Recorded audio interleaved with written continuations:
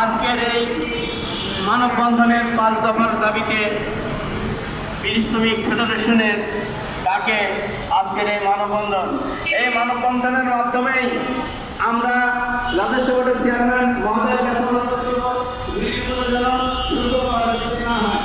এবং শ্রমিকদের সুরক্ষা দাবি করি।